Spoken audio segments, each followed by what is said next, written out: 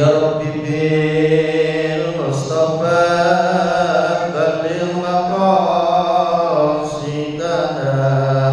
waghfir lana ma qada ya wasi'al karami ya Rabbi bil Mustafa balligh maqasidana waghfir lana ma qada ya wasi'al karami wal habibul ladzi turja syafa'atuhu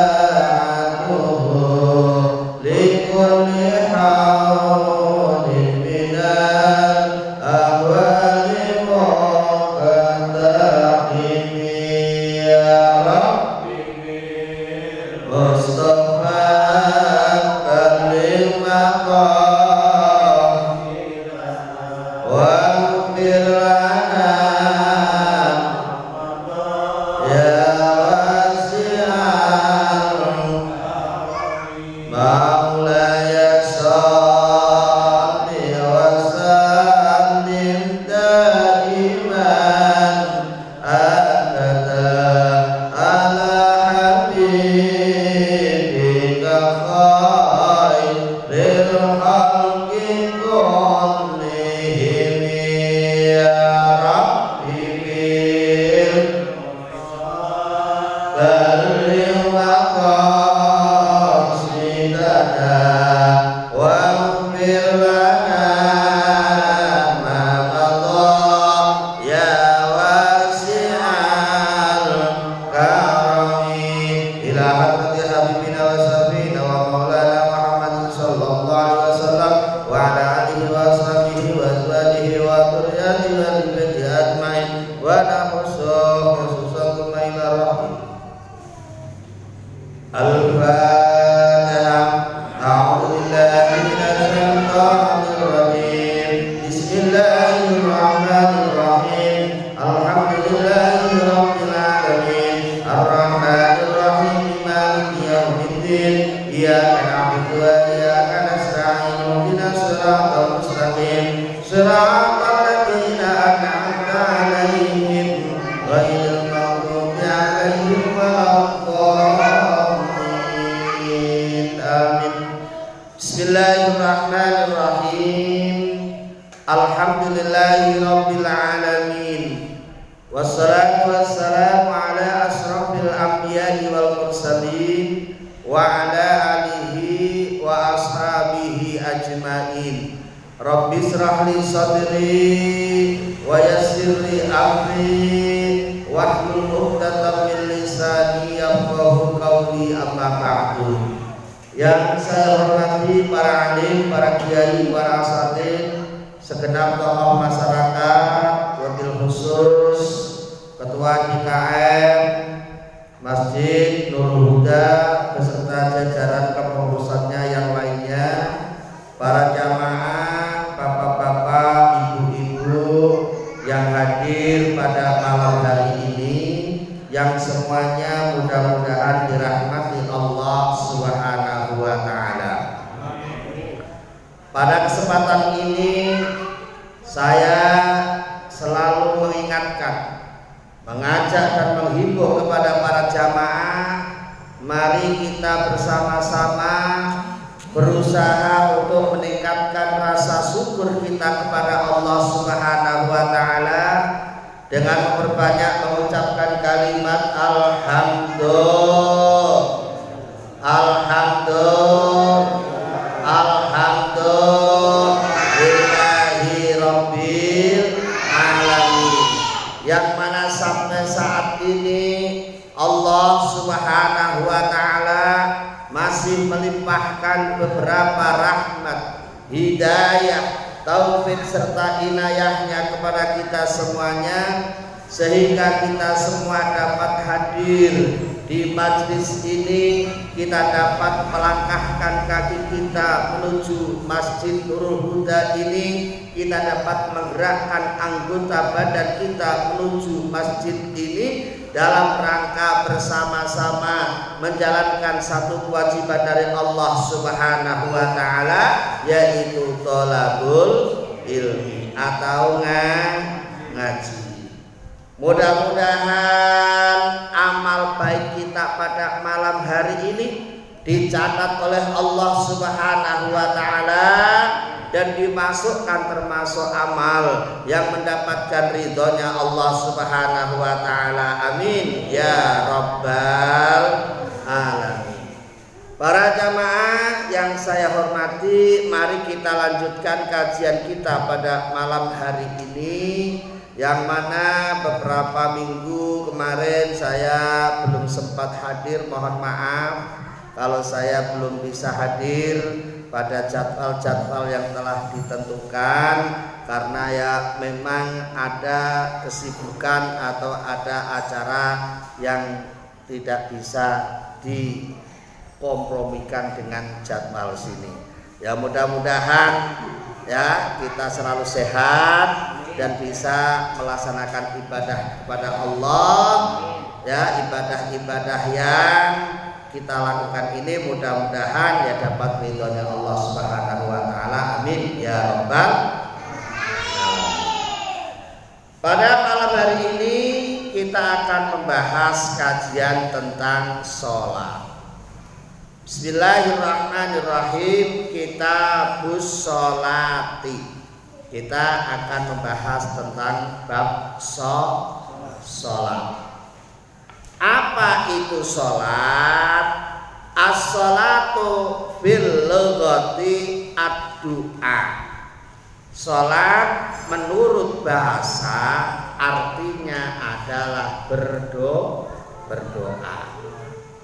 Jadi kalau kita nanti ditanya orang, Pak Bu, ya, apakah sampean ini pernah sholat? Jawabnya jangan pernah. Kalau pernah itu ya walaupun sekali ya sudah melakukan. Apakah sampean pernah sholat? Jawabnya apa kira-kira? Ya setiap hari kita melakukan sholat. Tetapi kalau tanya sholat itu apa? Ya sampean harus tahu, harus tanggung jawab. Masa sholat tiap hari ditanya sholat itu apa kita nggak ngerti, ya kan? Kadang-kadang kita ini ngaku sering sholat, tapi ditanya sholat itu apa, itu kadang-kadang itu nggak ngerti.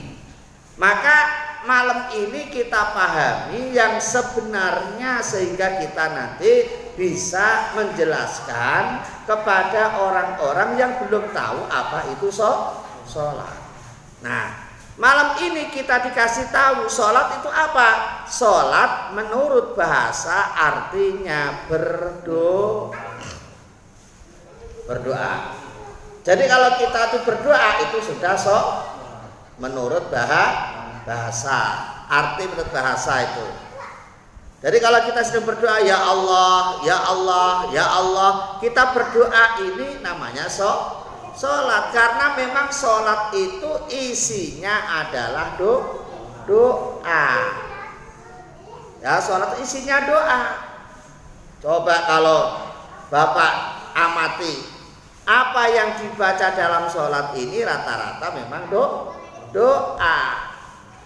Doa yang paling lengkap ini ketika kita berada di posisi duduk di antara dua sujud.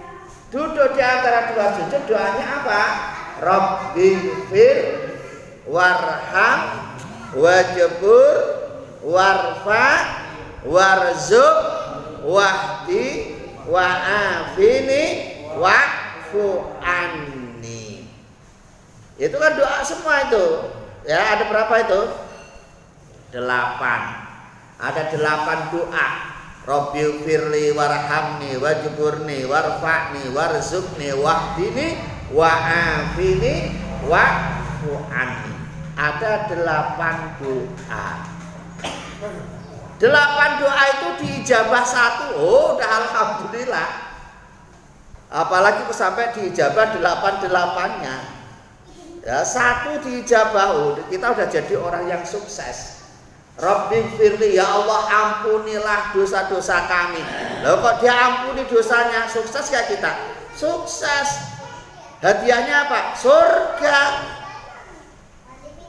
Namanya orang masuk surga itu yang tidak punya dosa. Enggak punya dosa berarti dosanya diampuni. Makanya kita jangan sombong.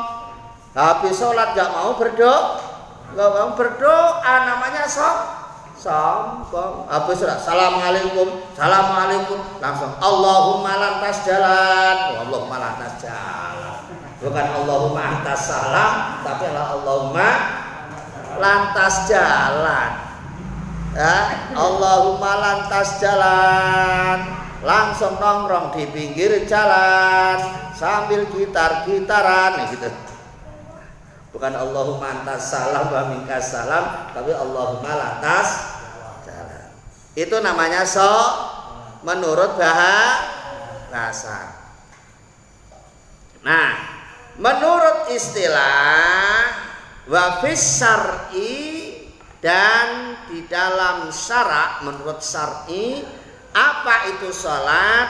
Sholat adalah ibaratun min aqwalin wa af'alin muftatahatun bit takbiri muhtatamatun bit taslimi bisyurutin. Ya, menurut syar'i, menurut istilah, sholat itu adalah sebuah ibarat tentang beberapa ucapan dan beberapa perbuatan yang diawali dengan takbiratul ihram dan diakhiri dengan salam, disertai dengan beberapa persyaratan yang telah ditentukan. Itu namanya sholat. Ulangi lagi, sholat adalah beberapa ucapan atau beberapa gerakan atau perbuatan yang diawali dengan takbiratul ihram dan diakhiri dengan salam, disertai dengan persyaratan yang telah ditentukan. Itu namanya sholat. Hafal Pak? Hafal ya? Ntar kalau saya tanya harus bisa itu. Ya, Bu, hafal? Sholat itu apa, Bu? Ucapan atau perbuatan yang diawali dengan takbiratul ihram dan diakhiri dengan salam, disertai dengan persyaratan yang telah ditentukan. Ngerti ya? Jadi sholat itu ya ada yang diucapkan, ada yang digerakkan. Bukan kok cincin wae. Sholat kok diem saja. Ya. Nah, mulutnya enggak bergerak ya enggak sholat. Namanya sholat itu ya ada yang diucapkan, ada yang digerakkan. Bukan kok di dalam hati. Kadang-kadang kan orang sholat di batin semua. Asal jungkar langsung pergi lagi. Loh, kamu memang tadi ngapain? Sholat kok nggak ada bacaannya. Apa katanya dia? Emang kalau saya baca laporan sama situ, nah, kan malah lebih galak. Nah, sholat itu harus ada yang dibaca, ada yang digerakkan. Karena sholat ini terdiri dari ucapan dan perbuatan.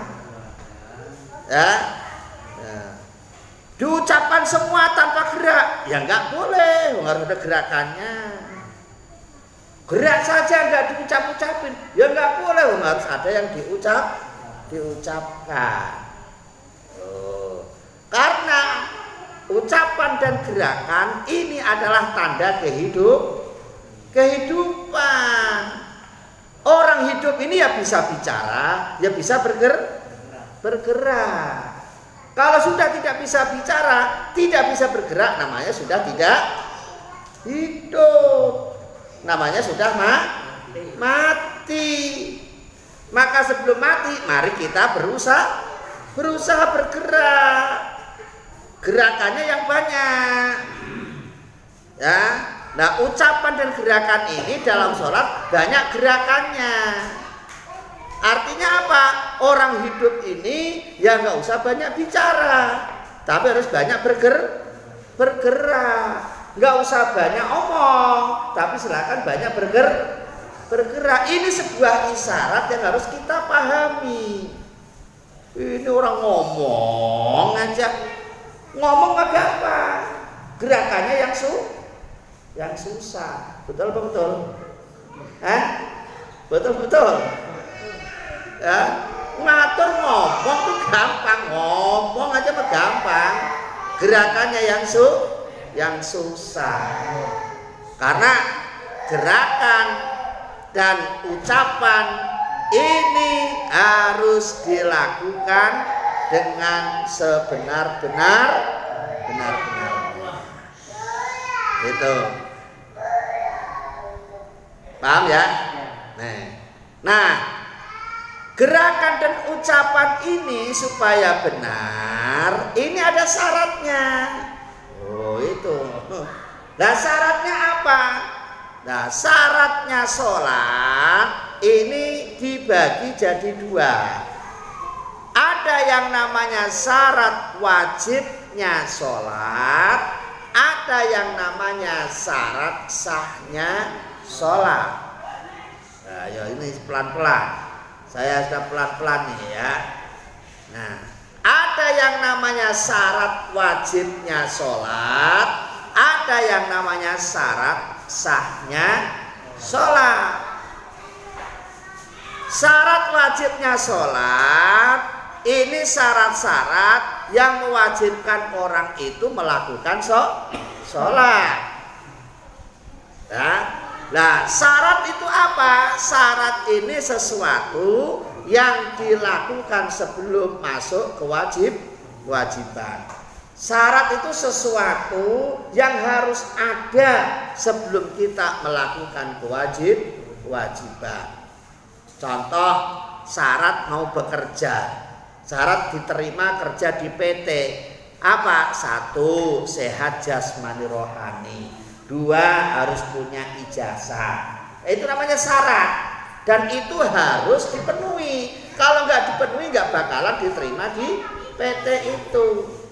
Begitu juga kita mau sholat ini ada syarat yang harus kita penuhi. Nah, syaratnya itu apa? Syaratnya ada 2 tadi. Ada syarat wajibnya sholat, ada syarat sahnya sholat. Syarat wajibnya sholat adalah sesuatu yang mewajibkan orang itu melakukan sholat. Ada berapa syarat wajibnya sholat? Syarat wajibnya sholat dikatakan di sini wasyara itu wujubis sholati. Adapun syarat-syarat wajibnya sholat itu salah satu asya'a, itu ada 3 perkara. Ada berapa? Ada 3 perkara. Syarat wajibnya sholat ada 3 perkara. Yang pertama adalah al-islamu. Yang pertama adalah orang yang wajib sholat hanya orang selain orang Islam tidak wajib sholat. Ngaku Islam ya harus mau. Nggak mau sholat ya nggak usah ngaku. Enak kan kita statusnya jelas itu loh. Jadi nggak bingungin. Ngakunya Islam ya harus mau sholat. Nggak mau sholat ya udah nggak usah ngaku Islam, enak gitu. Ini nggak mau sholat ngakunya Islam, KTP-nya ditulis agama Islam, sholat kagak, puasa kagak, apalagi zakat. Jadi kan kalau ada orang seperti itu, ini namanya orang bingungin, ya, orang bingungin. Tapi kan malaikat nggak bisa ditipu, ya, malaikat itu walaupun KTP-nya Islam, tapi nggak mau sholat ya tetap neraka. Yang masuk surga apanya? Ya KTP-nya yang masuk surga, yang Islam KTP-nya. Orangnya tetap kafir karena tidak mau sholat, kan gitu, ya kan? Nah, jadi yang wajib sholat hanya orang Islam. Jadi kalau punya tetangga, saudara, teman kok tidak Islam, ya jangan ditawar-tawarin sholat. Wong enggak Islam tawarin sholat, gimana sih? Ya kan? Ada Allahu Akbar, ya sholat dulu yuk. Wong Islam kagak ditawari. Yang gendeng ya nawari sholat, enggak Islam kok ditawar-tawari sholat. Yang wajib sholat hanya orang Islam. Yang kedua wal bulughu. Yang kedua orang Islam yang sudah balik. Balik ini artinya sudah sampai umurnya. Kalau laki-laki umurnya 15 tahun. Kalau perempuan ukuran balik umurnya 9 tahun. Saya ulangi lagi. Kalau laki-laki 15 tahun. Kalau perempuan 9 tahun. Perempuan nggak boleh protes, Pak, nggak adil namanya itu. Kenapa kalau laki-laki 15, kalau perempuan 9 tahun, ya nggak adil? Bukan nggak adil, memang dari sononya begitu. Memang perempuan itu cepat tua, ya. Padahal umurnya masih muda, udah punya mantu, punya cucu, ya dipanggilnya mbah, panggilnya nenek, panggilnya eyang. Kenapa? Karena memang sudah saatnya dipanggil eyang. Kalau laki-laki ya memang 15 tahun, kalau perempuan 9 tahun. Ya, ini. Atau dalam segi kejiwaan, laki-laki walaupun belum umur 15 tahun tapi sudah ngerti cewek.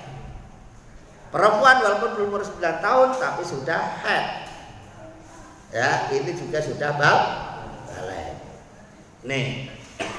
Ini ukuran balik ya. Nah, kalau sudah balik maka kewajiban melakukan sholat. Belum balik ya nggak wajib sholat. Anak kecil begini ini kan belum balik nih, nggak wajib sholat. Lah ke masjid ngapain? Latihan sholat. Kalau nggak dilatih nanti ya nggak ngerti, namanya nggak pernah dilatih. Makanya kadang-kadang ada pemahaman yang berbeda. Ada orang tua melarang-larang anaknya ke masjid. Kenapa? Berisik. Ya. Tapi kalau dilarang ke masjid mau jadi apa anak-anak? Tapi memang anak-anak ya berisik, namanya juga anak-anak. Wong orang tua aja berisik kok. Apalagi anak-anak. Orang tua aja itu kalau di masjid, kalau udah kumpul, kalau udah ngobrol, berisik ya? Berisik juga. Apalagi anak-anak. Wong anak-anak emang berisik. Wong memang dunia anak-anak itu harus berisik. Anak-anak juga berisik. Ya malah orang tuanya ketakutan. Anak saya kenapa ya? Enggak bisa ngapa-ngapain. Kok enggak aktif? Ya malah orang tuanya ketakutan. Ya, ini. Maka ini supaya dipahami. Itu. Balik itu sudah sampai umur. Gak apa-apa anak-anak diajak. Nangis, ya biarin, namanya juga anak. Anak tuh gak nangis. Ya bukan anak-anak namanya. Gak usah dimarahin. Itu anak berisik amat sih. Gak usah dimarahin, namanya anak juga berisik. Cuma diingetin. Nah, nanti kalau ke masjid jangan berisik ya. Ya ada diingetin gitu. Sekali, 2 kali. Insya Allah anak juga ngerti. Ya, ngerti. Tapi kalau langsung dimarahin, nanti kalau anaknya malah gak mau ke masjid, yang rugi siapa? Orang tuanya. Nah, ke masjid gak mau, nanti ke masjid dimarah-marahin. Loh gitu kan jadinya begitu malah. Ini jangan sampai terbolak-balik pemahaman. Yang ketiga wal aklu dan akalnya sehat. Ya, akalnya sehat maksudnya tidak gila. tidak ada gangguan akal, akalnya masih waras, ya, bisa membedakan mana yang jelek, mana yang baik, membedakan mana yang enak, mana yang tidak enak, ya, bisa membedakan uang 100.000 sama 10.000, itu namanya akalnya sehat. Ya. Jadi kalau kita melihat orang pakaiannya compang-camping, kadang-kadang kalau kita melihat orang pakaian compang-camping, kadang-kadang wah itu orang gila. Belum tentu, dites dulu. Misalnya kok dia orang tua, Mbak atau Pak, sampean lapar ya? Iya, punya duit gak? Enggak. Ini ada merah-merah 100.000 sama 10. Pilih mana Pak? Kok pilih 100.000? Ya gak gila itu namanya. Ya masih tawadhu kok. Tahu tawadhu?